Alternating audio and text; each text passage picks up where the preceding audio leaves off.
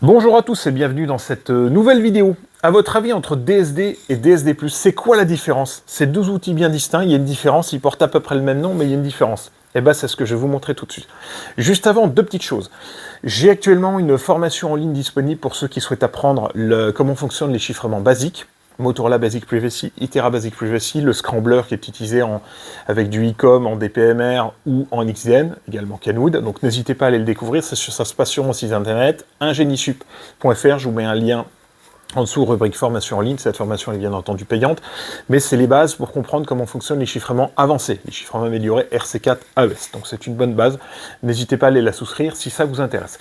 Deuxième chose, je reçois en ce moment beaucoup de demandes de gens qui veulent rentrer en contact avec moi par LinkedIn. LinkedIn, j'ai un principe, il n'y a pas de problème, vous m'envoyez une demande de connexion, mettez vraiment un message personnalisé, parce qu'en ce moment je reçois des touristes, je me fais spammer, j'ai des gens, de la pub, de machin, je veux savoir à qui j'ai affaire, donc quand vous vous connectez, vous cliquez sur se connecter, il y a un petit bouton ajouter une note, vous ajoutez un petit message, vous m'avez trouvé sur ma chaîne YouTube et que vous voulez qu'on discute, pas besoin de faire un gros message, 300 caractères maximum, donc vous êtes vite limité.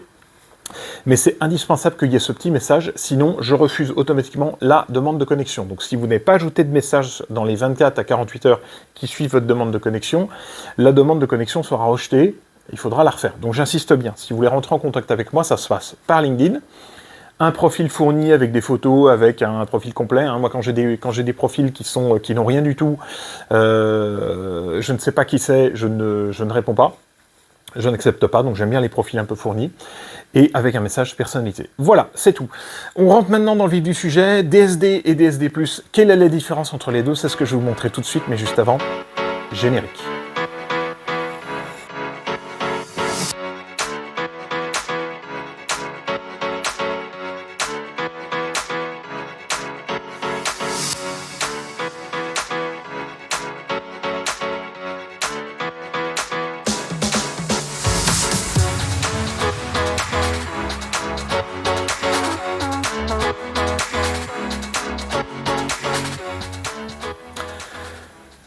Alors pour commencer, DSD c'est quoi? Qu'est-ce que ça veut dire?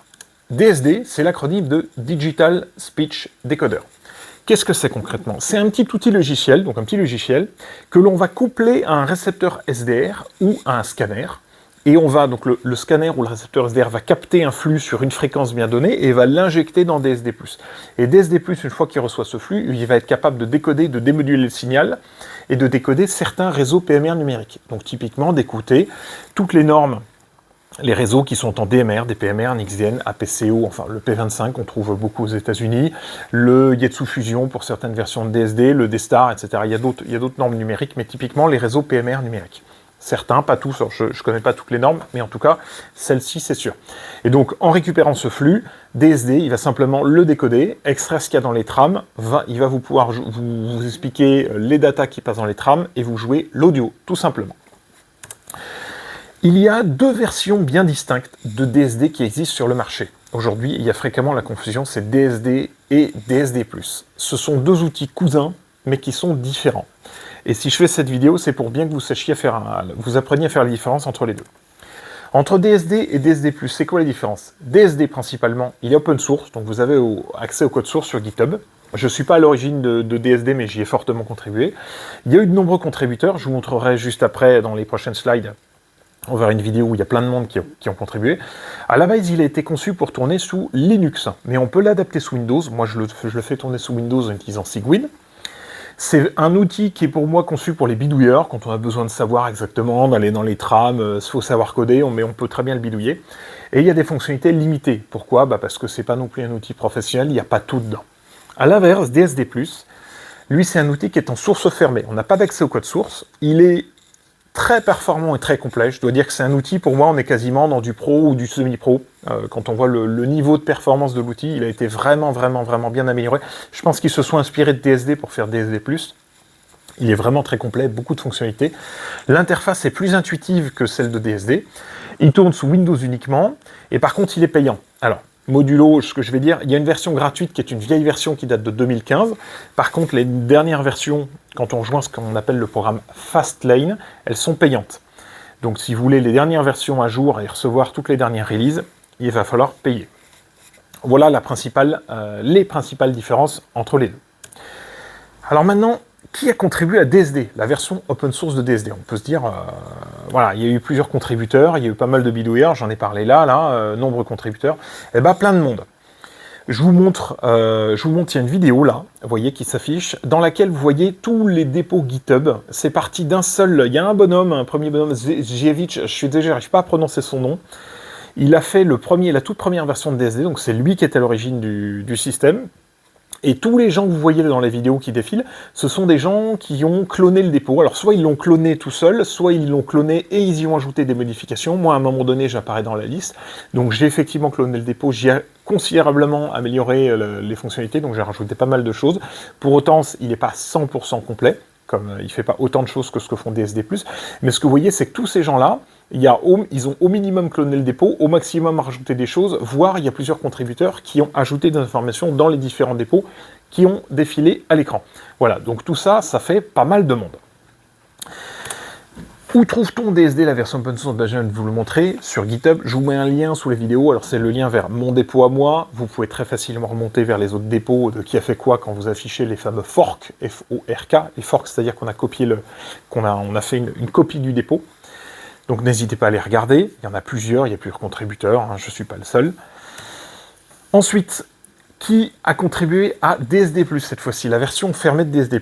Eh ben, aucune idée. J'ai contacté le support de DSD+, plusieurs fois, j'ai envoyé plusieurs mails pour savoir quelle était la genèse du projet, combien il y avait d'ingénieurs qui bossaient sur le projet, est-ce que c'était des ingénieurs qui avaient des postes chez les fabricants, par exemple, puisque je vois que dans certains détails, soit ils ont fait du reverse engineering, soit ils avaient directement accès à l'information, donc peut-être par des documents des fabricants, c'est assez poussé. J'en sais rien, j'ai aucune idée. Donc comment ils font? Est-ce qu'ils ont une entreprise qui distribue des SD+? J'ai pas l'impression. Voilà, comment ils font par exemple? Il y a un brevet en jeu en ce moment chez DVSI pour tout ce qui est vocodeur, la partie vocodeur. Comment ils font avec ce brevet? Je ne sais pas. J'ai questionné, j'avais des questions, je voulais les mettre dans cette vidéo.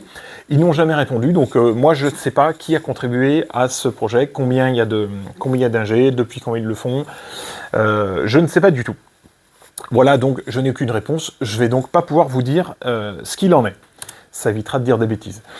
Où trouve-t-on DSD+? Eh ben, on va le trouver sur leur site, www.dsdplus.com, c'est leur site à eux, vous pouvez vous inscrire, vous avez plusieurs choses.